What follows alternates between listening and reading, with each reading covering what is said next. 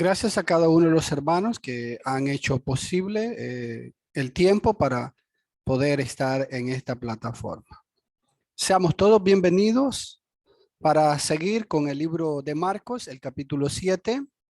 Llegamos al versículo 31 al 37, donde Jesús se encuentra con un sordo. Después de sanar a la hija de la mujer sirofenicia, ahora Jesús pasa al mar de Galilea.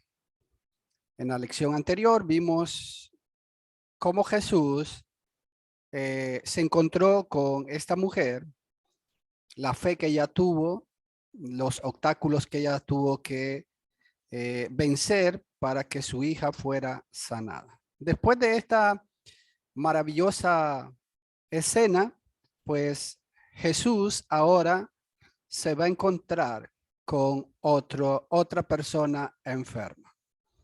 En Marcos capítulo 7, versículo 31, volviendo a salir de la región de Tiro, pasó por Sidón y llegó al mar de Galilea, atravesando la región de Decápolis. Jesús sale de Tiro, donde vimos la escena de la mujer sirofenicias, pasó por Sidón, llegó al mar de Galilea, atravesando la región de Decápolis. Parece que Jesús no halló descanso en el norte y ahora vuelve a su tierra y pasa más allá de ella, entrando en Decápolis, que significa 10 ciudades. La palabra Decápolis pues significa 10 ciudades. Decápolis era una región gentil al este de Galilea. Aquí a Jesús le traen a un sordo. Jesús sigue su trayectoria y ahora se encuentra que le traen a un sordo. En Marcos 7, 32, Marcos capítulo 7, 32, y le trajeron a uno que era sordo y que hablaba con dificultad, y le rogaron que pusiera la mano sobre él. Ahora Jesús se encuentra con otra persona que es sordo y hablaba con dificultad. Le ruegan que ponga la mano sobre él. Solamente Marcos nos registra este milagro. No lo hace ninguno de los otros evangelios. Solo Marcos nos presenta este milagro de este sordo. Ni Mateo, ni Lucas, ni Juan nos presenta este milagro, esta escena que se presentó en Marcos. Le traen a un sordo y le ruega que ponga la mano sobre él para que se sanara. Los que los traen a este sordo le ruegan a Jesús que ponga la mano sobre él. Igual como vimos con la mujer sirofenicia, estos ruegan sin exigencia alguna que sane a este hombre, porque como recordamos, ellos no tenían mérito para exigir, simplemente rogar. Así como nosotros no tenemos méritos para exigirles a Dios, simplemente rogar. Y por la misericordia de Dios, pues que Él nos pueda ayudar. Pero pidiendo que ponga las manos sobre él. Ruegan que le ayude, pero piden que ponga la mano sobre él. Ellos desean que Jesús ponga su mano sobre el sordo. Ellos llegan rogando, pero con el pensamiento de que Jesús ponga la mano sobre este sordo y pueda ser sanado. Pero Jesús va a usar sus propios medios como él mejor crea conveniente, no como las personas querían. Jesús va a usar los medios que él crea conveniente. Ni Jesús ni Dios están limitados para ayudar con algún determinado medio o forma. Ninguno de ellos está limitado para podernos ayudar con los medios que nosotros pensemos. Dios siempre va a utilizar los medios que Él crea conveniente. Jesús usó los medios que Él creía conveniente. Por ejemplo, sanó a un ciego escupiendo y haciendo lodo en la tierra. Si nosotros vamos a Juan, capítulo 9, versículos 6 y 7, dice Juan 9, 6 y 7, habiendo dicho esto, escupió en tierra e hizo barro con la saliva y le untó el barro en los ojos. Versículo 7, y le dijo, ve y lávate en el estanque de Siloé. ¿Qué quiere decir enviado? Él fue pues y se lavó y regresó bien. Si nosotros vemos en este caso, en esta escena, Jesús, hermanos, escupe en tierra, hace barro, lodo, con la saliva que él escupió, y ahora toma ese barro, ese lodo, y lo unta en los ojos de este ciego. Después le da una orden que él vaya al estanque de Siloé y que se lave. Cuando él hizo lo que lo que Jesús le mandó, regresó viendo. Bueno, podemos preguntarnos, ¿por qué Jesús tuvo que hacer todo esto? ¿Por qué simplemente no puso sus manos? ¿O por qué simplemente no dijo, recibe la vista y ya? Porque, hermanos, Jesús usó muchos medios para llamar la atención de las personas. Sanó a otros ciegos tocando sus ojos. En Mateo 9, versículo 29 al 30, dice otra escena. Entonces les tocó los ojos, diciéndose, hágase en vosotros según vuestra fe. Versículo 30. Y se les abrieron los ojos, y Jesús advirtió rigurosamente diciendo, mira que nadie lo sepa. Aquí Jesús está haciendo otro milagro, está orando otro milagro, pero ahora Jesús usa otro medio. Él simplemente tocó los ojos de ellos y ellos fueron sanados. Sus ojos fueron abiertos. Sanó un hombre que tenía la mano seca sin tocarle. En Lucas capítulo 6, versículo 10, Lucas 6, 10, dice, y después de mirarlos a todos a su alrededor, dijo al hombre, extiende tu mano. Y él lo hizo así y su mano quedó sana. En otra escena de los milagros de Jesús, encontramos que sana a un hombre de su mano sin tocarle. Simplemente le da una orden que extienda su mano y el hombre la extendió. Y quedó sano desde aquel momento. Con solo hablar, reprender, sanó también Jesús.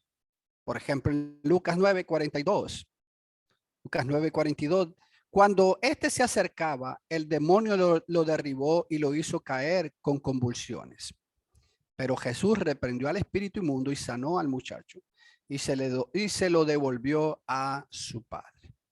Aquí simplemente Jesús reprende al espíritu. Aquí Jesús simplemente habla y el demonio sale de este muchacho y ya queda sanado. Tocó la oreja de un siervo del sumo sacerdote.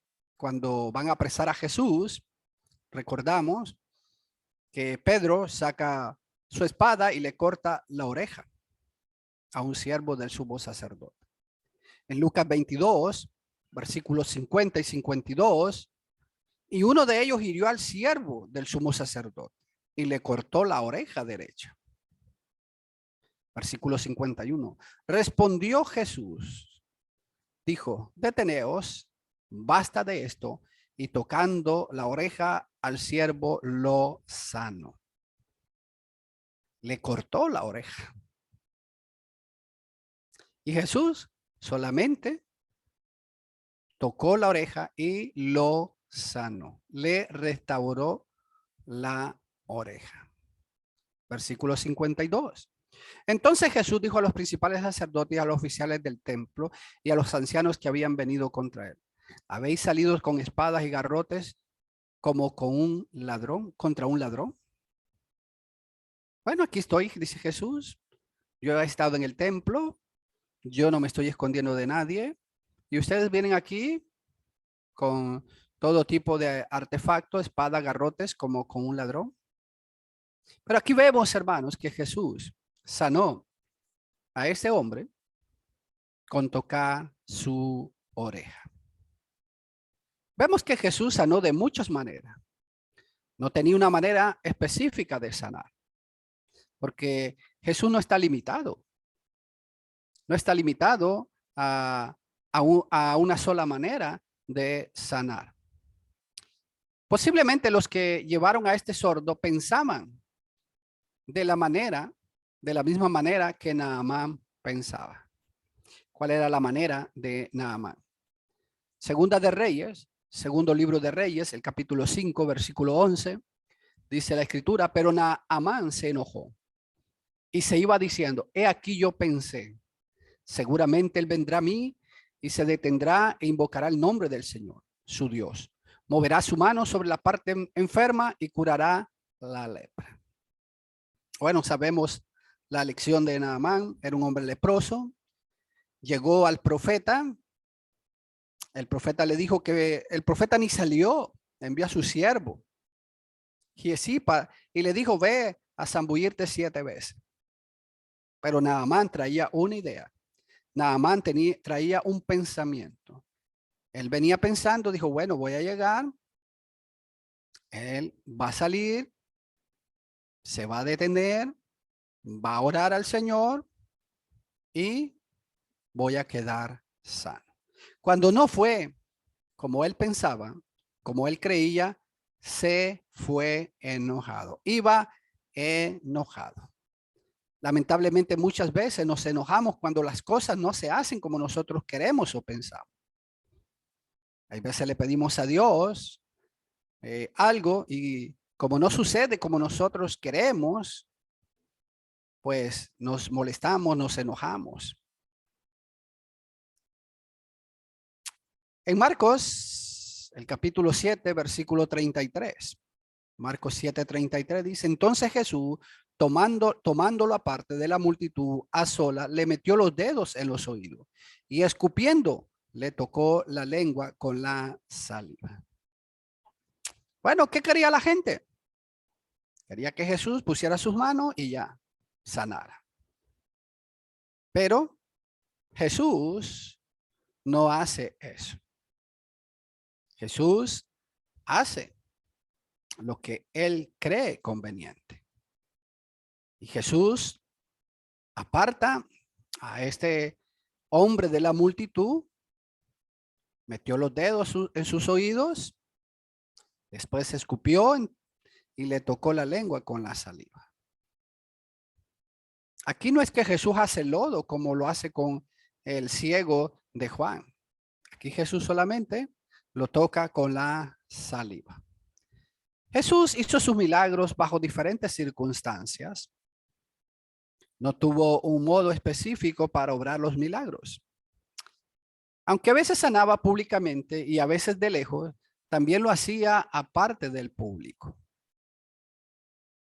En el caso presente, Jesús le tomó aparte al afligido, pero no necesariamente fuera de la vista de la gente. Solamente le apartó. No se lo llevó a un lugar donde nadie lo viera. No, solamente lo apartó de la multitud. Metió los dedos en sus oídos y escupió. Le tocó la lengua con la saliva.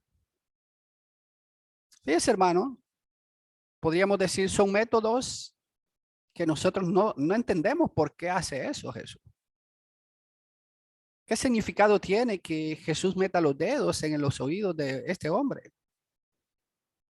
¿Qué sentido tiene que Jesús escupa y con esa saliva le toque la lengua con la saliva? Es más, podríamos pensar que no es algo saludable, ¿verdad? Que alguien escupa y con esa saliva pues nos toque. Imaginémonos que nos toque la cara, ahora la lengua. Pues creo que difícilmente dejaríamos hacer eso. Tales actos sirvieron para llamar la atención a las partes afectadas que necesitaban sanidad. Pero el poder de sanar estaba solamente en la persona de Jesús. Era Jesús el que tenía el poder. La saliva no tiene ningún acto milagroso, sino que era Jesús mismo. La saliva en sí no tenía el efecto milagroso, sino era el poder de Jesús. Era Jesús mismo como Dios, como Mesías, como Hijo de Dios. Jesús eleva su mirada al cielo. Marcos 7, versículo 34. Marcos 7, 34 dice, y levantando los ojos al cielo, suspiró profundamente y le dijo, Efata, esto es, ábrete. Después que Jesús mete los dedos en la oreja de este sordo y después que escupe y que con la saliva toca la lengua, ahora Jesús levanta sus ojos al cielo, suspira, hay un suspiro profundamente y le dice, Efata, esto es, ábrete. Este poder vino no de la magia terrenal, sino del cielo, la morada de Dios. Ni el lodo, ni la saliva, pues tienen actos milagrosos, sino es el poder de Jesús. Y le dijo Efata, es decir, sea abierto. Marcos nos registra la misma palabra en arameo que Jesús empleó y luego la traduce, sea abierto completamente. Marcos, pues, registra la palabra en el idioma arameo, pero él mismo la traduce. No podemos inventar porque el mismo Marcos nos está diciendo lo que significa esa palabra. En Marcos 5, 41, Marcos 5, 41 dice, y tomando a la niña por la mano le dijo, Talita, cum, que traducido significa niña, a ti te digo, levántate. Aquí tenemos otra palabra, cuando Jesús toma a la niña y le dice, Talita cum, que traducido significa niña, a ti te digo, levántate. Otras palabras, Jesús está diciendo tanto a este hombre, se han abierto, y a la niña, levántate. Este mandamiento del Señor se aplicó tanto a su lengua como a sus oídos. Marcos 7, versículo 35. Marcos capítulo 7, versículo 35 dice, y al instante se abrieron sus oídos y desapareció el impedimento de su lengua y hablaba con claridad. Los milagros de Jesús eran instantáneos, en el mismo momento. No se necesitaba de horas, no se necesitaba de días, no se necesitaba de meses ni de años. Al instante, las personas eran sanadas. Ese es lo grandioso y lo maravilloso de lo que es Dios. El poder de Dios no está limitado. Los milagros fueron instantáneos y no necesitaron de pedirle fe a la gente, como lamentablemente hoy los que según obran milagros hacen. Muchos de ellos, cuando no se obra el milagro, pues le echan la culpa a la persona que no tiene fe. Aquí estamos viendo a un hombre y Jesús no le está diciendo, ¿tiene fe? Simplemente Jesús lo sana. Y fueron abiertos sus oídos. E inmediatamente o al instante fue suelto el impedimento de su lengua. Porque recordemos que él tenía problema con el hablar. No se le entendía. Ahora que Jesús le ha sanado, ahora sí él puede hablar. Habla claramente. Se le entiende claramente lo que él hablaba. Su lengua había sido impedida como por una traba. Esa traba fue suelta. La palabra griega demos, traba, por ejemplo, la encontramos, hermanos, en Hechos 16:26. Esa misma palabra la encontramos en Hechos 16:26. Y es interesante. Dice, de repente se produjo un gran terremoto, de tal manera que los cimientos de la cárcel fueron sacudidos. Al instante se abrieron todas las puertas y las cadenas de todo se soltaron. Fíjese, dice que las cadenas de todo se soltaron. Ahí está esa misma palabra. La lengua de este hombre se soltó. La lengua, el impedimento que tenía este hombre se soltó. Su lengua se soltó, se desarrolló y ahora puede hablar bien. Las cadenas de los presos se soltaron. Podían huir, pero del miedo no huyeron. Cadenas. Hechos 20, versículo 23, también encontramos esta palabra. Hechos 20:23. Dice, salvo que el Espíritu Santo solemnemente me da testimonio en cada ciudad, diciendo que me esperan cadenas y aflicciones. Prisiones o cadena. Algo que nos detiene. Algo que nos mantiene preso. En Filipenses 1:13, de tal manera que mis prisiones por la causa de Cristo se han hecho notorias en toda la guardia pretoria y a todos los demás. Aquí se traduce prisiones o ataduras. Enseguida este hombre comienza a hablar con toda claridad. Ahora sí se le entiende. Este problema era una cadena, una aplicación para este hombre, una aflicción para este hombre. El no poder hablar bien es una aflicción, es como tener una cadena, es como estar encadenado. Es una aflicción que le hacía a este hombre. Imaginemos el gran trabajo que le costaba a este pobre hombre poder comunicarse. Bueno, imaginémonos que no podemos hablar bien, no se nos puede entender bien. Imaginémonos el trabajo que tenemos que hacer para que podernos comunicar y que las personas nos entiendan. Es una aflicción, es un problema bien serio. Y no solo eso, las burlas que la gente le harían cuando trataba de hablar. Bueno, pongámonos a pensar, este pobre hombre queriendo hablar, queriendo decir algo, y sabemos que las personas se burlan.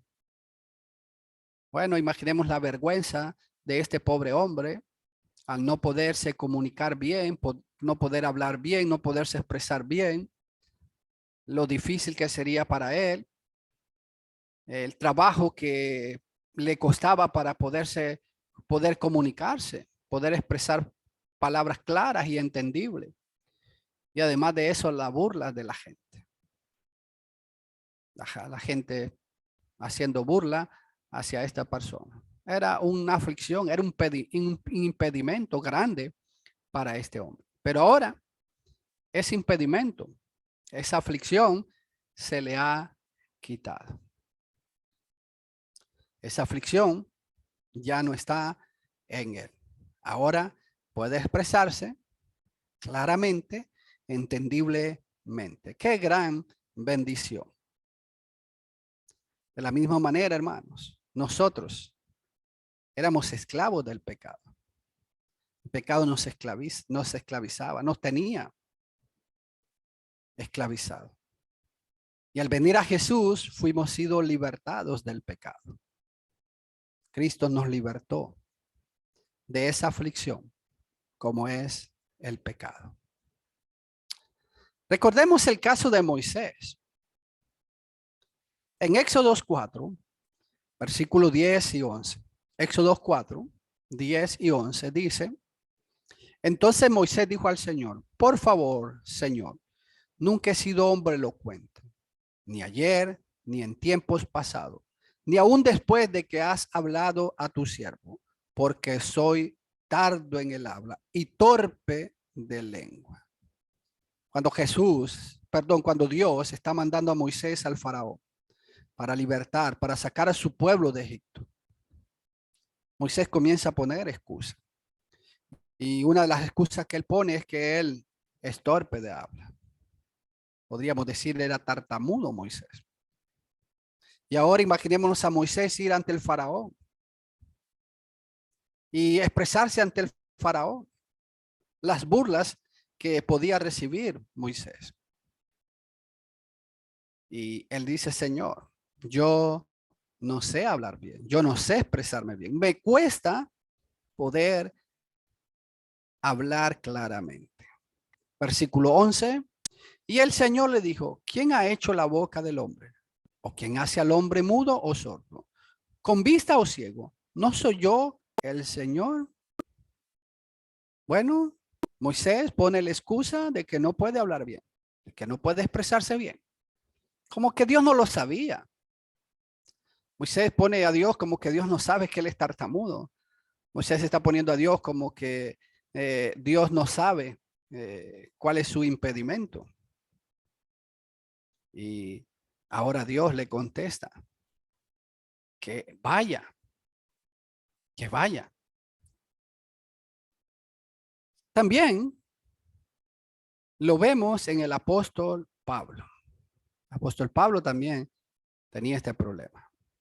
En 2 Corintios 11, versículos 5 y 6, 2 Corintios 11, 5 y 6 dice: pues yo no me considero inferior en nada a los demás eminentes apóstoles.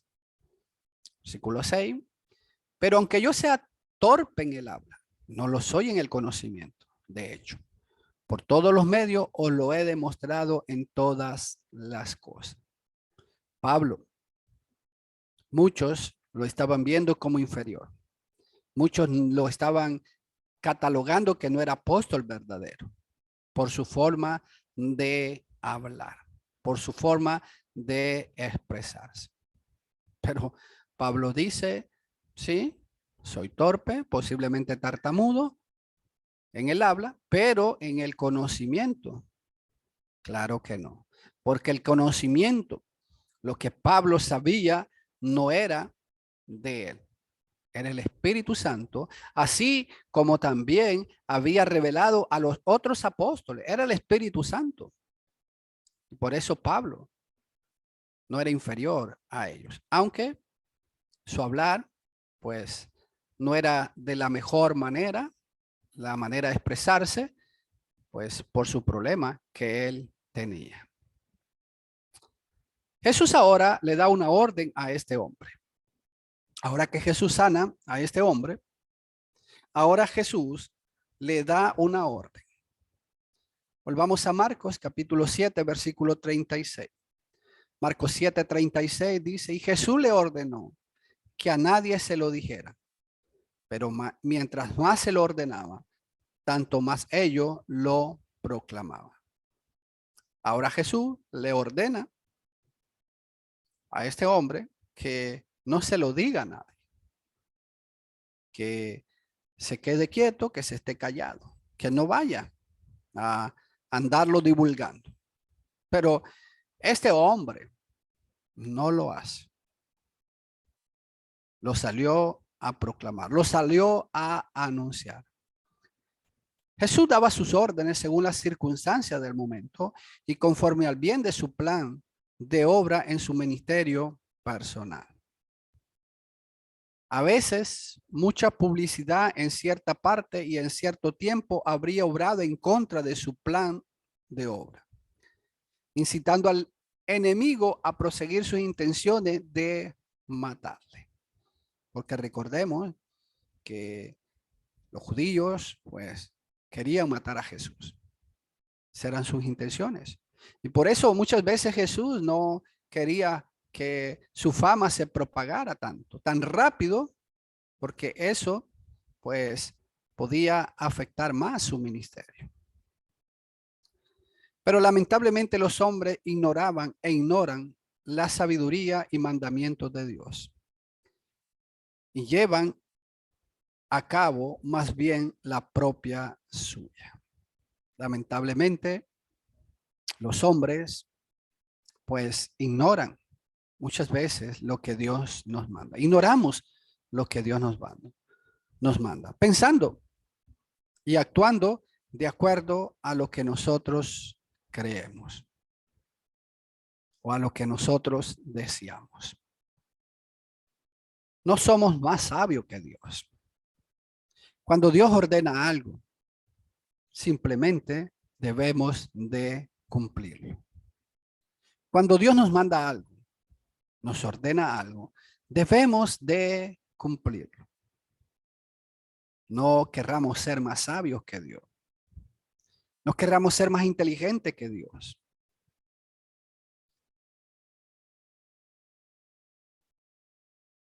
No discutir ni cuestionar los mandamientos de Dios. Cuando Dios expresa algo a través de su palabra, simplemente cumplámoslo. Nos parezca o no nos parezca. Pensemos o no pensemos que sea el mejor medio. Pues si Dios lo ordena, es lo que Dios quiere. Y es lo que necesitamos para hacer la obra del Señor. En Romanos, capítulo 9, versículos 20 y 21, dice el apóstol Pablo: al contrario, ¿quién eres tú, oh hombre, que le contestas a Dios? ¿Dirá acaso el objeto moldeado al que lo modela: ¿por qué me hiciste así?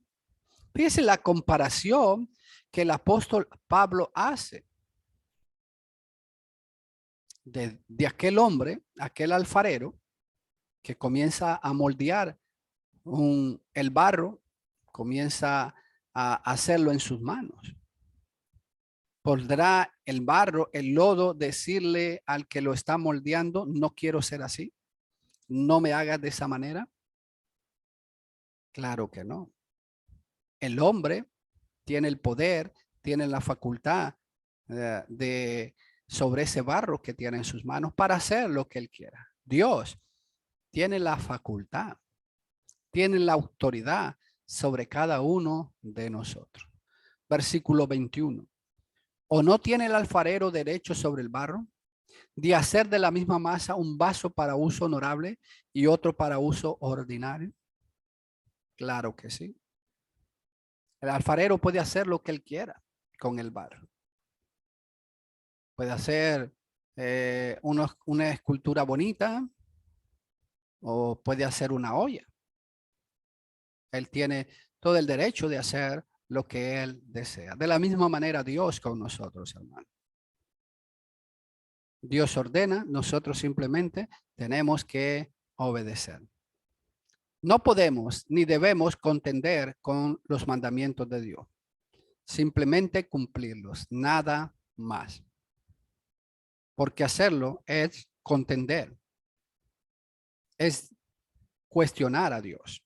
Isaías 45, versículo 9. Isaías 45, 9 dice: ay del que contiende con su hacedor, el tiesto entre los tiestos de tierra. Dirá el barro al alfarero: ¿qué haces? O tu obra dirá: él no tiene manos. ¿Podrá el barro contender con el alfarero? Desde luego que no. Tenemos derecho nosotros a contender con nuestro creador, con nuestro hacedor, que es Dios. Desde luego que no. Pero muchas veces estamos contendiendo con Dios cuando no queremos obedecer los mandamientos que Él nos dicta. No nos equivoquemos, hermanos. Isaías 29, versículo 19. Isaías 29, 19. ¿Qué equivocación la vuestra? ¿Es acaso el alfarero como el barro? Para que lo que está hecho diga a su hacedor, él no me hizo. O lo que está formado diga al que lo formó, él no tiene entendimiento. ¿Podrá ese barro, ese lodo decir, tú no me has hecho, tú no me has creado? ¿Podremos nosotros decir que Dios no es nuestro creador, que Dios no es nuestro hacedor, que Dios no es nuestro dueño? Pues si lo hacemos, qué gran equivocación.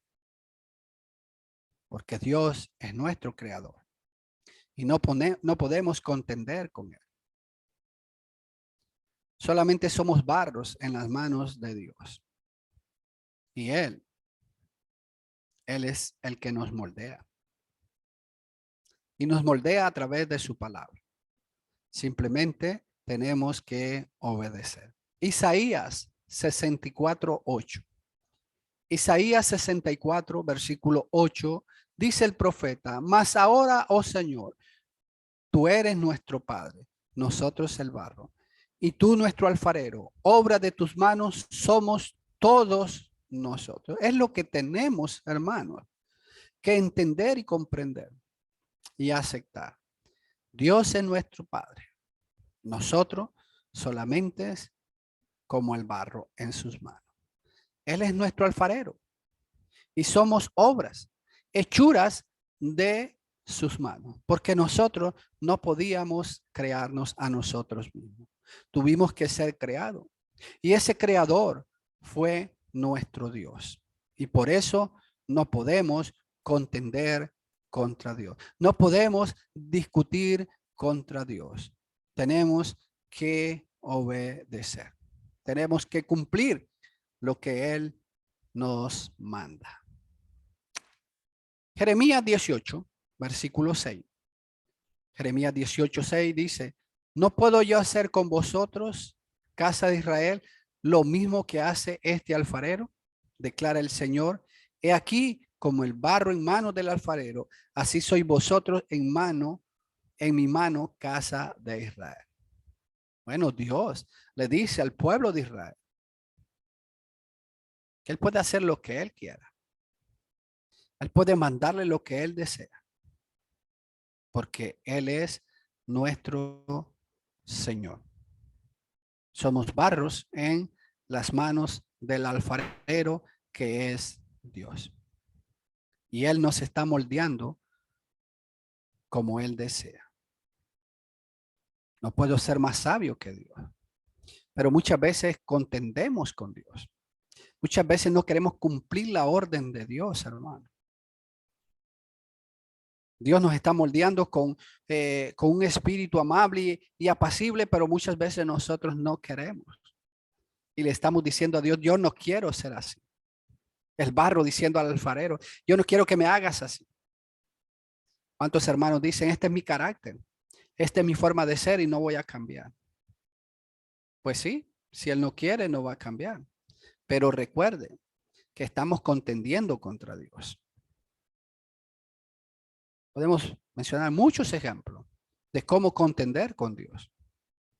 Por ejemplo, hermanos, cuando Dios le dice a la esposa que se someta a su marido. Y la esposa dice, no, yo no me someto a mi marido. ¿Con quién está contendiendo? Pues con Dios. Dios la está moldeando, pero ella no quiere. El barro diciendo al alfarero, no quiero ser así. No voy a ser así. Lamentablemente, hermanos. Hay hermanos que tienen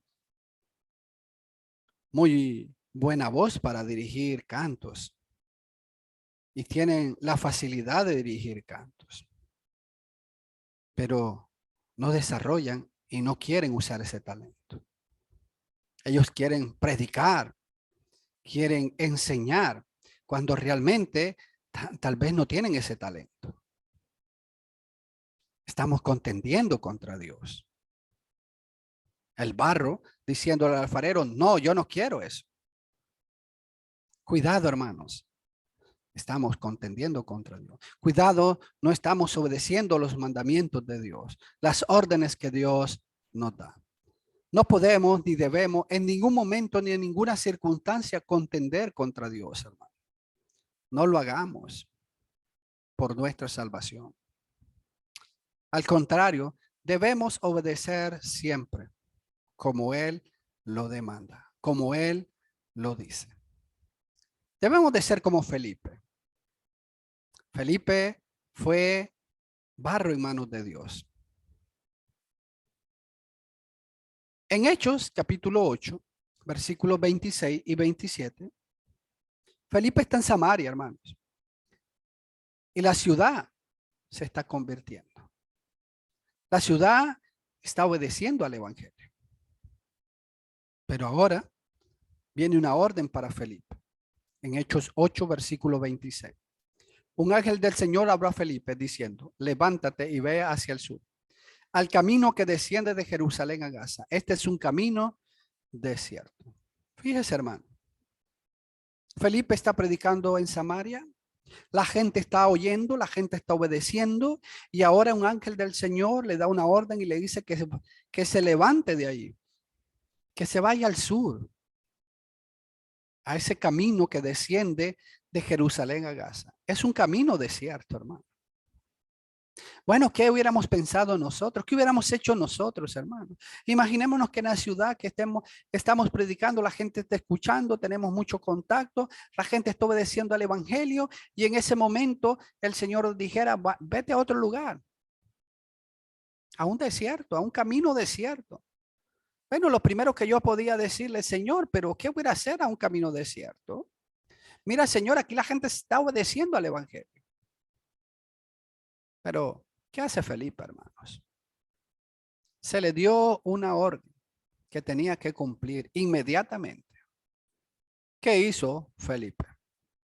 Simplemente cumplió. No comenzó a contender, no comenzó a discutir con Dios. Versículo 27. Él se levantó y fue. Y aquí había un eunuco etíope, alto oficial de Candace, reina de los etíopes, el cual estaba encargado de todos los tesoros y había venido a Jerusalén para adorar. ¿Qué hizo Felipe? Se levantó y fue. Obedeció, cumplió lo que Dios le mandó a través del ángel, lo que el Señor le mandó a través del ángel. Cumplió la orden, fue sin discutir. Después se le da otra orden al mismo tiempo que Felipe llega a ese camino desierto donde va ese eunuco. Ahora se le da una orden. Le dice, acércate. Hechos 8:29. Dice, y el Espíritu dijo a Felipe, ve y júntate a ese carruaje. Se le está mandando a Felipe que se acerque a ese carruaje. Bueno, podemos nosotros pensar y decir, pues no había ningún peligro.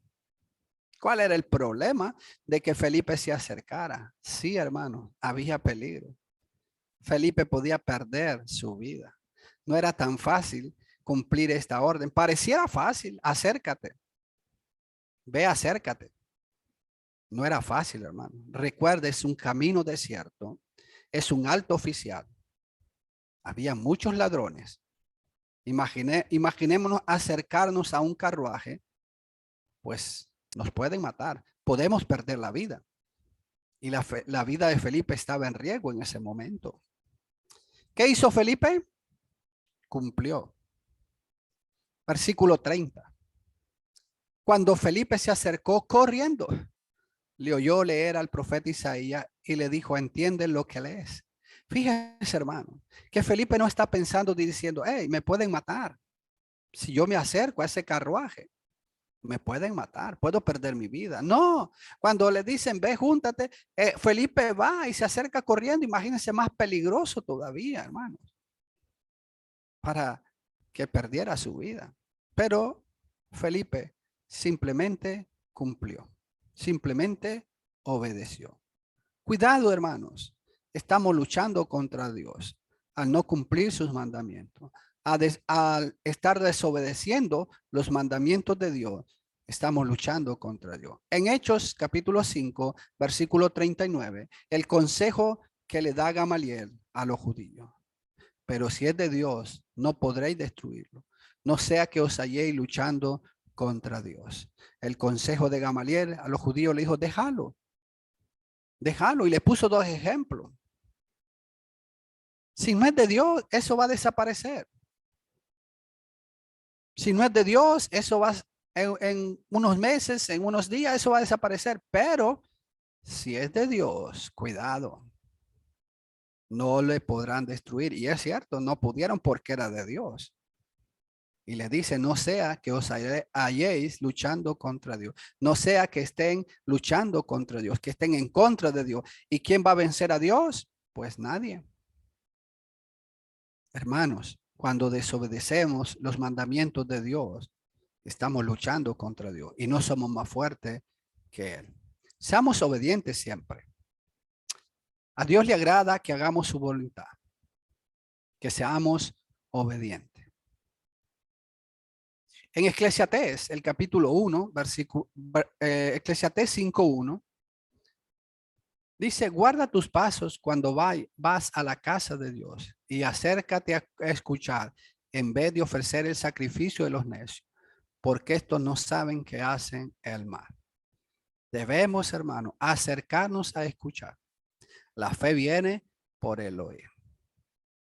Un sacrificio sin obedecer los mandamientos de Dios es de necio. Dios no lo acepta, es vano y no agrada a Dios. La obediencia es lo primero, hermanos, para Dios. En 1 Samuel, capítulo 15, versículo 22. 1 Samuel 15, 22. Y Samuel dijo, se complace, Señor, tanto en holocaustos y sacrificios como en la obediencia a la voz del Señor. Y aquí el obedecer es mejor que un sacrificio. Y el prestar atención que la grosura de los carneros. La obediencia, hermanos, a Dios.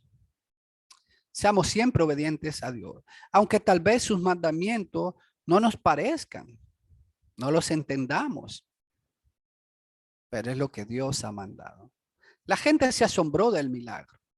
En Marcos capítulo 7, versículo 37. Marcos 7, 37. Y se asombraron en gran manera diciendo, todo lo ha hecho bien. Aún a los sordos hace oír y a los mudos a hablar. La gente se sorprendió. La gente se asombró del milagro que Jesús está haciendo. Todo lo que Dios hace es bueno. Génesis 1, versículo 31. Y vio Dios todo lo que había hecho, y aquí que era bueno en gran manera. Y fue la tarde y fue la mañana, el sexto día. Todo lo que Dios hace, hermano, es bueno. Por eso no debemos de contender contra Dios. Confiemos siempre en lo que Dios hace y manda. Siempre será lo mejor para nosotros. ¿Estamos cumpliendo con lo que Dios nos manda? Una pregunta que cada uno de nosotros debemos de contestarnos. Dios nos ayude y le agrademos siempre, hermanos, como hijos de Él, como sus siervos, hacer lo que Él desea. Seamos como Isaías. Isaías capítulo 6, versículo 8. Y oí la voz del Señor que decía, ¿a quién enviaré y quién irá por nosotros? Entonces respondí, heme aquí, envíame a mí. ¿Cuántos tenemos esta actitud? ¿Cuántos, hermanos, estamos prestos para obedecer lo que Dios nos manda? Conclusión. Jesús sana a un hombre sordo, no como la gente deseaba que lo hiciera, sino de la forma que Él quiere. Jesús usó muchos métodos para sanar a la gente, porque su poder no está limitado a un solo método. Los métodos que Jesús usó no eran los que hacían el milagro, sino que los usó para llamar la atención de la gente. El poder estaba en Jesús. Jesús le dio una orden a este hombre, pero lamentablemente no la cumplió, no la obedeció. Nosotros debemos de cumplir los mandamientos de Dios sin cuestionar o contender. Seamos fieles a Dios siempre, hermano. Que Él nos ayude para que cumplamos lo que Él nos manda y como Él lo manda. Que Dios siempre nos ayude para que podamos hacer su voluntad. Dios nos bendiga, hermanos.